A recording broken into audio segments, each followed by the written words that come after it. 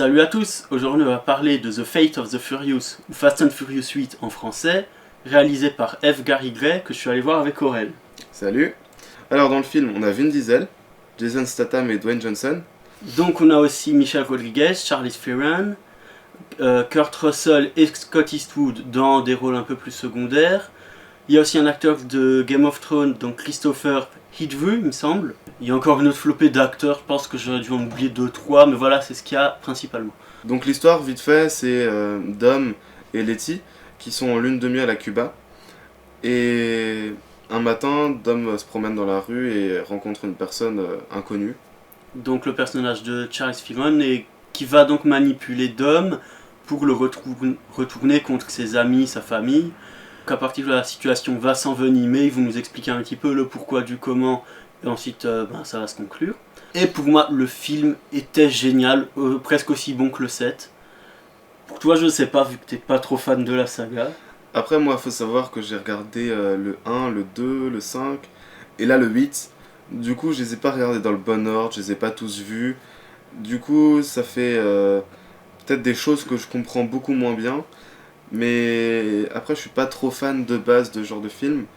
Quand je regarde un film, je préfère que ça soit assez réel, que ça soit vraiment possible, alors que là, il y a vraiment des scènes, mais totalement surréalistes. Ouais, ça part dans l'abus, mais enfin, c'est presque surréaliste. Oui, voilà, dire que ça part quand même pas dans de la science-fiction, oui, c'est clair. mais ensuite, c'est des situations un petit peu grosses qui ont très peu de chances d'arriver. Voilà, c'est ça.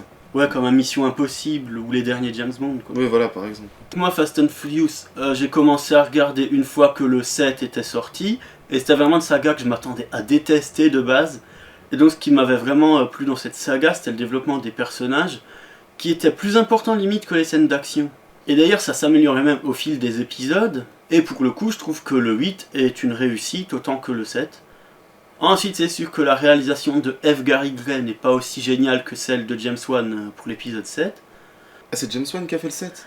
Ouais, c'est James Wan. Donc, entre ouais. deux films d'horreur, il est passé par là pour s'amuser et faire le film le plus cher de sa carrière.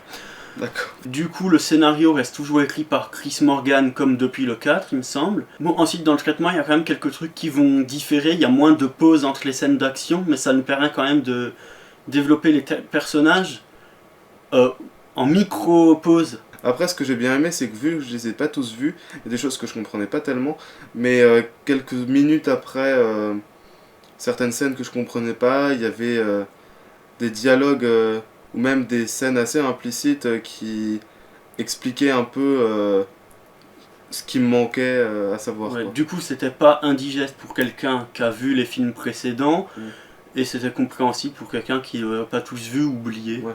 Il y a juste deux prénoms que si on n'a pas vu les Fast and Furious, on va pas du tout comprendre la blague, mais après... Ah ouais, non, c'est pas vraiment une blague, d'ailleurs c'est un point important du film, c'est réussir à faire hommage à Paul Walker sans avoir à le montrer et tout. Donc c'est une référence assez courte, mais c'est un très bon traitement. Donc Fast and Furious 8 est le premier film d'action motorisé à avoir été filmé après la sortie de Mad Max Fury Road, en plus de piquer l'actrice évidemment. Donc par exemple utiliser le maximum d'images réelles. Donc j'ai vu très peu de scènes totalement numériques, du coup c'est plus...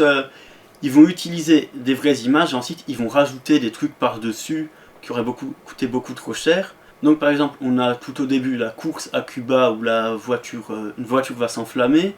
Donc c'est juste les flammes qui ont été rajoutées en post-prod. Ensuite on a aussi la scène à New York avec les voitures fantômes ou voitures zombies, je sais plus ce qu'ils disent.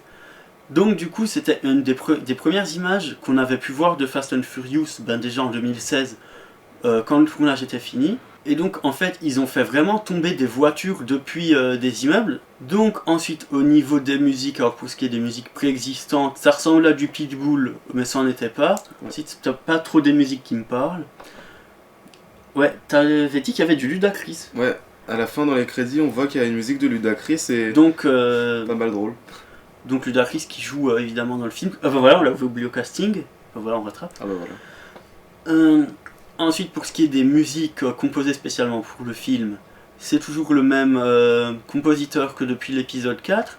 Et là, je les ai trouvées plus marquantes que dans les épisodes précédents. Dans le troisième acte, Dom s'apprête à faire quelque chose. Et là, la musique était vraiment cool. C'est vrai qu'elle était marquante. Bon, alors pour le jeu de Jason Statham, moi je trouve qu'il joue forcément bien, comme dans tous ses films en vrai. Les scènes d'action avec lui sont totalement épiques. Pareil pour The Rock, là, Dwayne Johnson. Personnellement, pour ce qui est de Dwayne Johnson, il y a un moment où je l'ai trouvé un petit peu en sous-jeu, mais sinon le reste ça allait, sauf peut-être la situation volontairement comique au premier acte. Donc au match de rugby de sa fille. Ah, Bon, ensuite, vu que c'était le premier acte, qu'il n'y avait pas trop de tension, ça passait bien. Donc ensuite, toi, t'avais un problème avec le jeu de Vin Diesel. oula là là là là. Alors je trouve que Vin Diesel joue très très très mal dans ce film. J'ai regardé plusieurs films avec lui. Je l'aime bien dans la majorité des films que j'ai vus. J'aime pas forcément le film, mais en tout cas son jeu. Mais là, je comprends pas. Je trouve qu'il est en sous-jeu permanent, mais il y a des scènes où c'est vraiment marquant. Par exemple. C'est dans les scènes du troisième acte. Les scènes du premier acte, elles sont pas mal. Je trouve vraiment, elles sont pas mal. Jeu normal. La seule scène du premier acte que je lui reproche, c'est la scène justement là où il rencontre la femme inconnue. Et là, il est à chier. Après, l'acte 1 et 2, c'est vrai que ça passait plutôt bien. C'est peut-être moi qui juge mal, mais c'est surtout l'acte 3 qui collait pas vraiment à son jeu d'acteur habituel, je trouve. Ouais, mais ensuite, l'acte 3, il a été filmé la plupart du temps en Russie, là où on se les gèle. Et peut-être que quasiment tous les acteurs devaient avoir envie de rentrer au show, de faire leur prise vite fait. C'est vrai. Mais ensuite, c'est vrai que Vin Diesel a une façon assez particulière de jouer le personnage de Dom. Déjà, elle a pas mal changé au fur et à mesure des films, et elle est assez différente de la manière dont il joue des personnages comme Riddick. Du coup, la personne inconnue, c'est... Ouais, donc c'est le personnage joué par Charlize Theron qui est l'antagoniste du film. Alors je trouve qu'elle le joue d'une manière assez dure. En même temps, c'est un peu une grosse connasse dans le jeu. Non, pas vraiment justement, parce que elle a des motivations qui sont compréhensibles, mais ensuite les moyens qu'elle utilise sont un petit peu hardcore, quoi. Ouais. D'ailleurs, c'est un des trucs justement que j'aime beaucoup dans Fast and Furious, c'est-à-dire le développement des personnages, c'est pas un méchant qui est là juste parce qu'il aime être méchant en fait.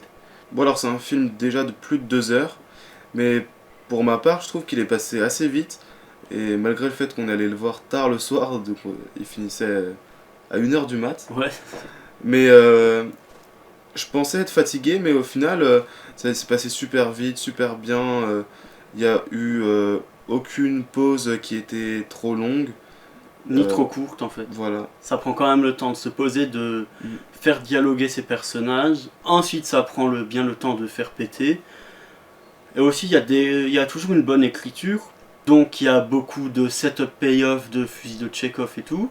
C'est aussi parsemé de quelques notes d'humour. Mais ensuite, ça vient pas casser toute une scène. Ça arrive une fois que la tension est relâchée. Et donc, c'est pas de l'humour qui vient casser la tension d'une scène. Donc moi, le message, je le prends comme ça, c'est si t'as des bons idéaux, tu pourras jamais le réaliser. Voilà.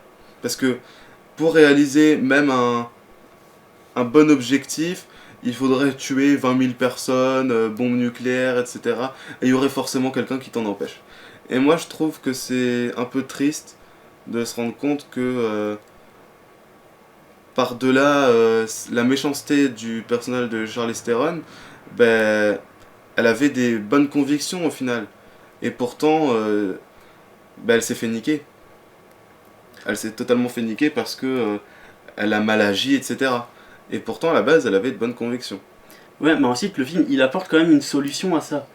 Avec son côté où Fast and Furious met en avant la famille et tout, en gros, ça nous dit, change pas le monde en étant un gros activiste, mais change le monde à ton échelle. Et si chacun fait ça de son côté, ça ira mieux. Ensuite, voilà, Fast and Furious, c'est pas que des voitures qui se rentrent dedans, il y a quand même des messages forts et intéressants, des personnages et une histoire bien écrite.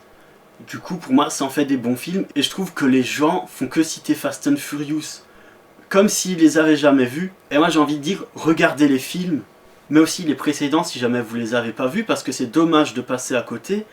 Après, moi, je vous conseille aussi de le voir. De toute façon, ça vous engage à rien, à part 2 heures de votre temps et puis une place de cinéma. Mais après, je pense que vous serez pas déçus parce que ça reste, en fin de compte, un assez bon film. Et puis même moi qui voulais vraiment pas du tout le voir, finalement j'ai trouvé quand même assez bien dans le fond et voilà, du coup je vous conseille de le voir. Donc n'hésitez pas à vous abonner à la chaîne, à partager la vidéo et à discuter avec nous dans les commentaires. Nous On vous dit à plus.